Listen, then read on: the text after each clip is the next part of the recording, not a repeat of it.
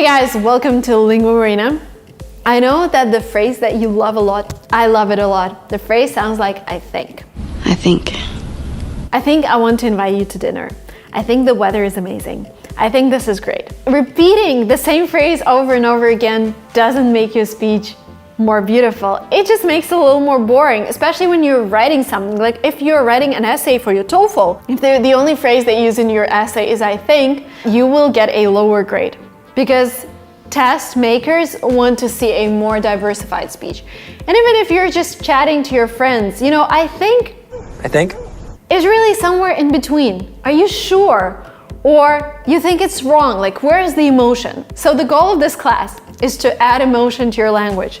We're gonna talk about phrases that you can use to replace I think. So if you're interested, continue watching this video. First of all, I'm gonna start with phrases that you can use when you're sure about something. So instead of saying, I think I made a right decision, because I think is like 70%, right? The right decision, maybe 60%. But when you say, I'm sure I made the right decision, that's like 90% sure. I'm sure. Or if you say, I'm absolutely sure I made the right decision, that's like 100%. It just shows your level of confidence. It's completely different from, I think I made the right decision. I'm absolutely sure. Another phrase is no doubt. No doubt we will win this. And it's again, not like, I think we will win this. You're like cheering your team up. No doubt we'll win this. You're completely sure. No doubt. The next phrase is I'm certain. I'm certain you can make it. Again, when you're helping someone, when you're trying to cheer someone up, saying, I think you can do it, you're like 60% sure that he can do it. But saying, I'm certain you can do it, that makes that person think that you believe in them. I'm certain. Another phrase that is also very common is I am positive. I am positive this is the right thing to do. I'm positive. The informal way of saying that you're confident about something is to say, I bet. I bet you're the one who stole her money. I bet you're gonna learn English very fast. I bet. When you're not completely certain, you can use other phrases instead of I think. But I think is exactly where we are right now. You're not completely certain. But replacing I think will just make your speech more diversified. I guess. Well, I guess you're right. I guess. I'm not quite sure. I'm not quite sure about this. I don't think I want to come. I'm not quite sure. I suppose is very similar to I think. I suppose. If you have some information about something but you're not 100% sure, or if you just want to sound more polite, you can say, as far as I know, like somebody tells you, this is green. And you say, as far as I know, this is blue. I don't know, turquoise, or whatever. As far as I know.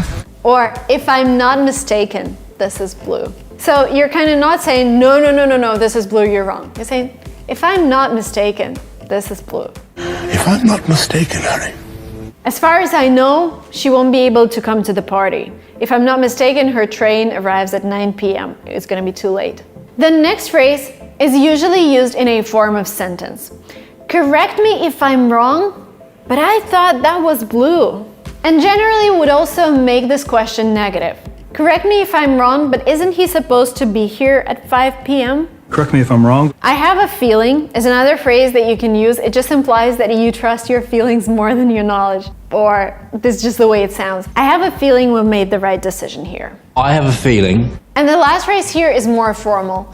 To the best of my knowledge, to the best of my belief. To the best of my knowledge, your strategy wouldn't work here. To the best of my knowledge. Now let's look at some phrases that you can use to express your opinion about something, instead of saying I think all the time.